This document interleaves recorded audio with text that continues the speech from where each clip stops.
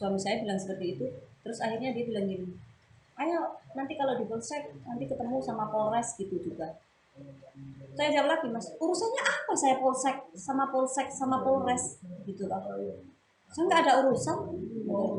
Ayo, biar kita jelas nanti dijelasin di sana aja. Enggak pak, kalau saya bilang enggak. Kenapa bapak memaksa saya gitu loh. Akhirnya saya turun. Soalnya dia yang satu juga turun mas. Dia turun mau memaksa untuk ikut ke polsek. Saya turun loncat lari. Langsung yang turun itu langsung bonceng motor suami saya. Ya udah suami saya nggak bisa apa-apa langsung dibawa ke polsek gitu mas. Akhirnya saya naik ojek pulang sampai rumah sini. Di masjid udah ramai mujahadah. Di rumah saya orang tua saya tanya, kamu kenapa kok pulang sendiri, suami mana? Kita saya jawab tuh, dia dibawa sama orang yang tidak dikenal, dibawa ke polsek gitu toh. Udah akhirnya saya berlanjut ke masjid ikut acara mujahadah mas.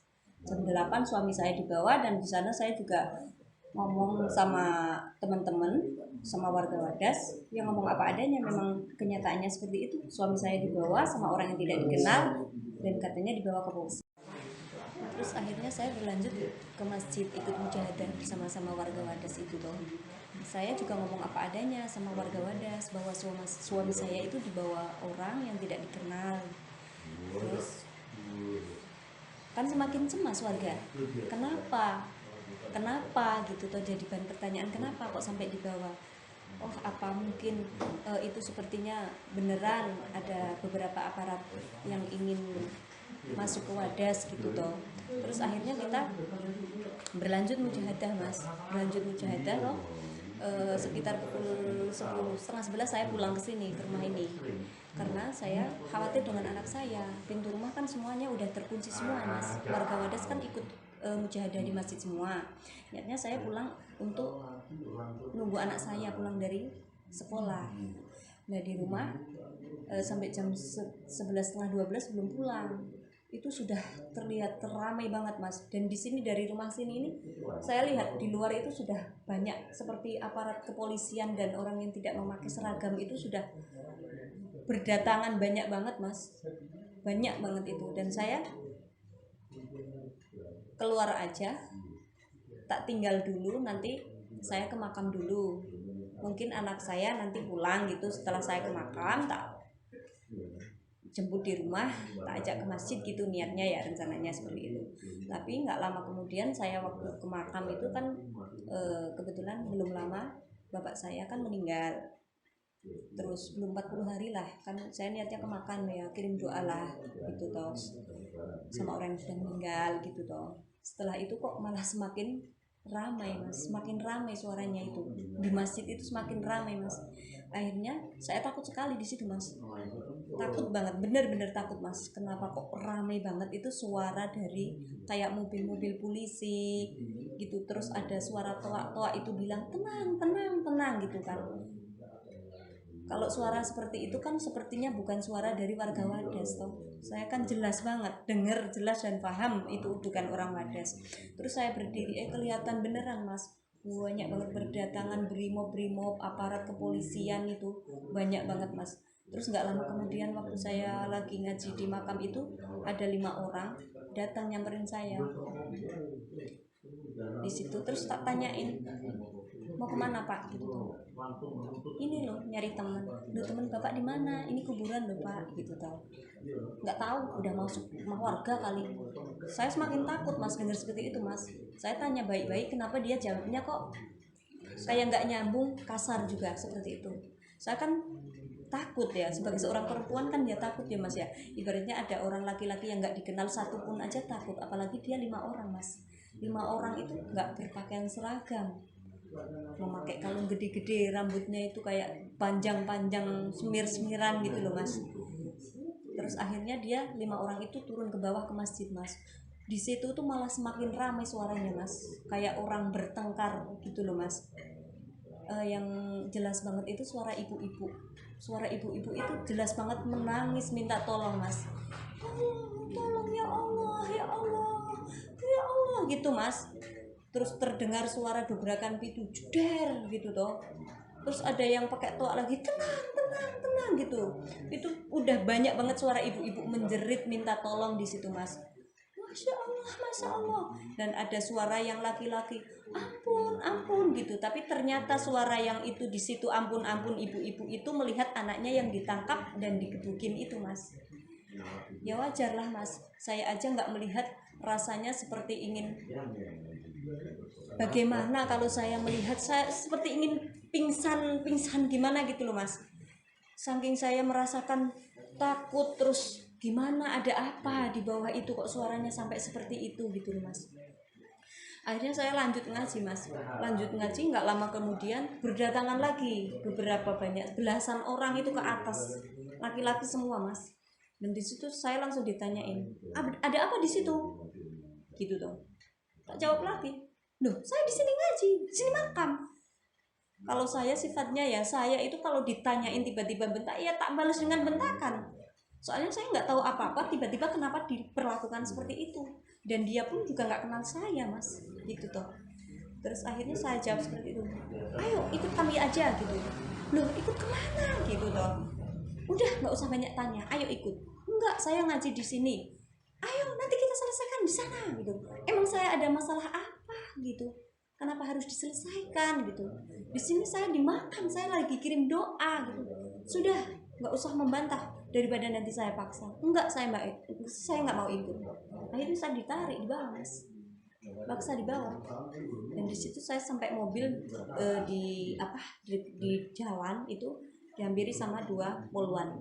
Dibawa masuk mobil, langsung saya dibawa masuk mobil, terus digedor-gedor suruh buka pintunya mobil. Ternyata dia intel yang waktu di pinggir jalan raya waktu saya makan sama suami itu. Nambah lagi, saya dibentak-bentak lagi, kenapa nggak ikut dari tadi, dibilangin dari tadi dan apalah itu, ngomong apa tak. Terus kenapa tuh bapak dari tadi bentak-bentak saya, emang bapak itu siapa, orang tua saya aja nggak pernah memperlakukan seperti itu gitu toh. Sudah dibilangin jangan ngomong terus, sudah ikut mana, dari tadi saya manut, saya nggak menolak ajakan bapak, nggak melawan ajakan bapak, saya manut, saya duduk di sini, saya mau dibawa kemana saya manut, emang saya salah apa gitu toh. Terus sudah ditutup pintunya, langsung saya diajak muter ke masjid yang warga Wadas dikepung sama aparat kepolisian, brimob itu toh. Di situ saya cuma ingin menyampaikan sama satu warga Wadas saja, sudah sama sekali nggak ada yang kelihatan, sudah tertutup rapat sama aparat-aparat, satu pun nggak ada yang kelihatan warga Wadas mas. Saya sangat takut dan sakit banget rasanya mas. Saya cuma mau bilang, Pak, kalau nanti anak saya pulang dari sekolah, tolong sampaikan bahwa saya dibawa jenengan gitu aja. Saya punya anak di rumah, sedangkan suami saya sudah dibawa. Terus anak saya itu mau bagaimana? Rumah saya terkunci gitu loh. Anak saya sekolah, Pak. Sudah, nanti ada yang ngurusin. Nah, terus siapa yang ngurusin, Pak? Sedangkan saya mau ketemu warga Wadas satu pun nggak ada yang kelihatan karena ketutup saking banyaknya aparat itu, mas. Tutup rapat, nggak ada satu pun yang kelihatan, nggak ada. Di situ saya dibawa mobil polisi itu, dibawa puter tepat di halaman masjid itu. Susah mau muter itu mas, saking rapetnya, saking banyaknya orang itu. Orang pun itu nggak kenal satu pun, saya nggak kenal mas. Banyak orang, banyak anjing yang ditali-tali di tiang listrik itu loh mas, anjing gede-gede itu loh. Terus akhirnya saya dibawa ke polsek. 1:30 saya nyampe polsek, ketemu suami saya dan beberapa warga Wadas yang udah ditangkap dan diborgol di polsek itu mas. Di situ nyampe 1:30, terus saya dibawa ke Polres itu malam habis isya. Ya habis isya saya dibawa ke Polres bersama warga Wadas yang lainnya yang 67 orang. 67 orang itu dibawa ke Polres semua. Dan di situ pun saya juga kaget mas, kenapa kok banyak banget gitu loh. Waktu di polsek kan cuma beberapa orang saja, tapi ternyata kan nggak hanya di polsek bener mas, ada yang di polsek Luano, ada yang di polsek yang udah langsung dibawa ke Purworejo. Berarti disebar ya bu? Iya disebar.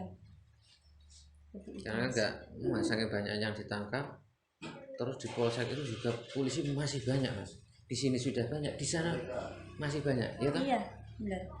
Sore kita datang banyak sekali, kan di belakang di lapangan banyak sekali polisi aparat itu, benar-benar itu penyerbuan sadis itu mas ya. Nah itu kan waktu nggak bisa lihat warga itu yang di luar itu. Tadinya ya masuk masjid, ada yang di luar kan mujahadah kan nggak semua mujahadah lah, ada yang ngumpul pakai celana pendek kan, tadinya mau ke ladang, mau ke ambil apa, tapi kan udah ngumpul ya sudah, nggak sempat bawa sarung, nggak pakai kan, ngumpul di situ. Nah itu dianggap ngapain kalau mujahadah ya pakai peci, pakai sarung, itu yang celana pendek langsung ditangkap ya. Itu yang di luar. Itu kalau lainnya masuk ke masjid masih aman, yang di dalam masjid di Serambi pun itu masih ditangkap, dirayu keluar, untuk keluar nanti di luar ditangkap, langsung ditangkap. Nah, gitu. Ditampung dulu mas, tangkapnya itu ditampung dulu, dijemur di TK, di sekolahan TK itu Ada di sebelah sampai ada yang kehausan itu, satu aqua kecil itu loh mas, aqua kecil itu dibagi beberapa orang, terus gitu suruh minum mas. Kita warga Wadas itu diperlakukan seperti itu mas. Dan herannya lagi seperti ini mas, dia setelah ditangkap itu ditulisin nama di sini mas, namanya siapa, terus di bawahnya ditulisin melawan petugas. Kita melawan petugas dengan cara apa? Orang kita mujahadah di dalam masjid, petugas yang mengukur tanah itu ya jauh mas, lokasinya dari masjid sampai di tempat lokasi pengukuran itu jauh. Kita nggak melawan ataupun menghalangi petugas, sama sekali tidak mas. Kita di dalam masjid.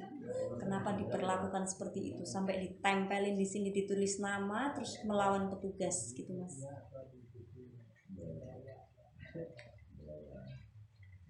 Tapi selang beberapa hari setelah para warganya ditangkap, para aparat masih sering menjaga di daerah sini nggak? Masih di sini. Sampai anjing-anjingnya pun masih mas.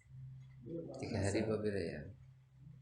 Kita dipulangkan itu waktu kita di Polres kan, kita ditangkap, warga Wadas ditangkap 2 hari 1 malam ya mas. Jadi kita dipulangkan dari Polres itu hari Rabu sore jam 4 sampai rumah. Terus hari Rabu, terus Kamisnya itu kan ada kabar lagi mas, ada kabar lagi katanya mau ada apa, didatangin dari rumah ke rumah. Mungkin pada pertemuan kali ini atau podcast pada kali ini, nantinya suara-suara pada perwakilan warga desa Wadas ini insya Allah semoga bisa didengarkan oleh para pemerintah dan para masyarakat di luar sana. Sekian, selamat malam, terima kasih teman-teman. Wassalamualaikum warahmatullahi wabarakatuh.